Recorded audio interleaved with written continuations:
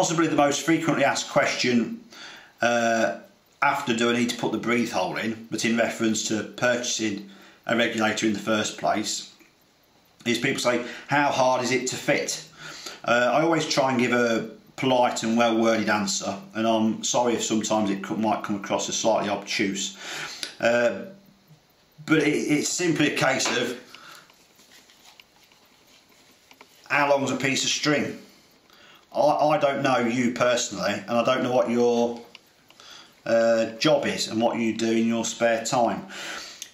If you repair clocks and watches, you repair lawnmower engines, or you've got other mechanical hobbies, or you're a mechanical or engineering fitter, you repair your own car and things, then fitting a regulator is going to be so easy and a piece of cake. It's just going to be sort of a nothingness. It's not going to take you out of your comfort zone really whatsoever.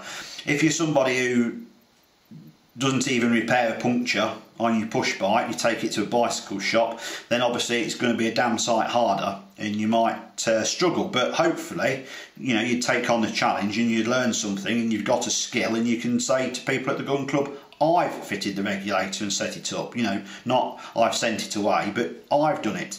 And technically speaking, pound for pound, and money outlay for time, you've got all the time in the world. It's your gun. You should, if given enough time and you're patient enough, actually be able to do a better fitting job than if you send it away and have it professionally done, because they're charging you per hour a set rate, and fitting a regulator is quite simple. It's not, you know, a massive job, and so you should over the months probably fiddle and tweak and do things and actually get more shots or a more consistent shot count, foot per second than they've produced. So there you go. The hardest part of fitting the regulator that you're going to find, you know, if you're not mechanically minded to start with, I think, is you've got to strip your air rifle down, or at least strip the air reservoir section down.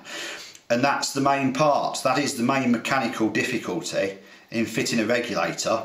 It's you have got to be able to look at your instruction manual, go on the internet and find exploded drawings and speak to people and get the tools to take the rifle and the reservoir to pieces to start with. That is actually the main difficulty. After that, you should have been supplied with a regulator which is of the right size to fit into the air reservoir.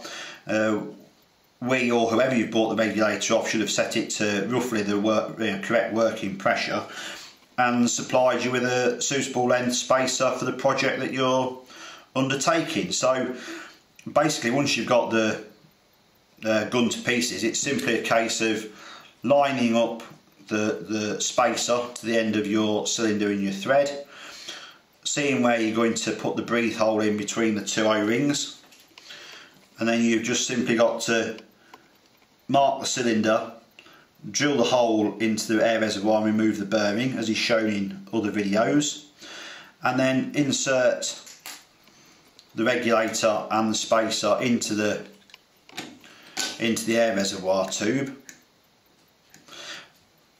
And mechanically speaking, that is all there is really to fitting a regulator. Taking your air gun to pieces, lining the parts up, drilling the breathe hole correctly and inserting them. The difficult part with fitting a regulator is the time and effort it takes to set it correctly.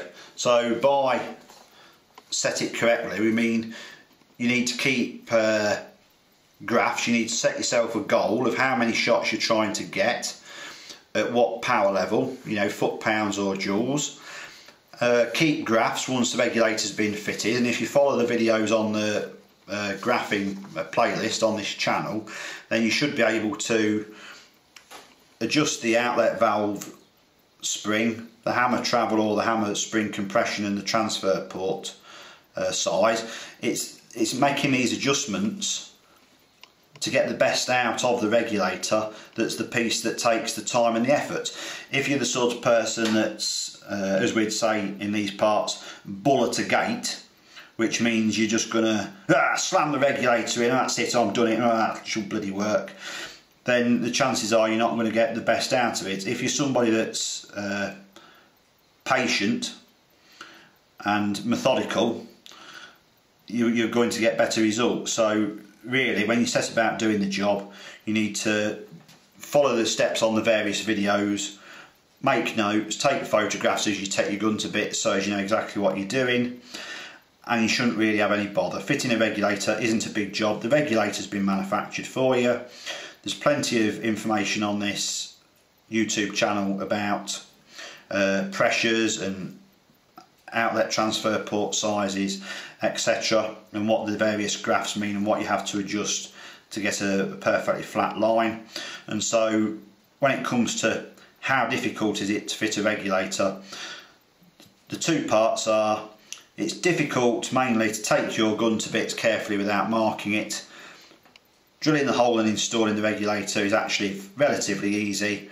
And then the next difficult part is taking the time to do the graphs and make the little adjustments where necessary to get the best out of the regulator once it's installed in the gun.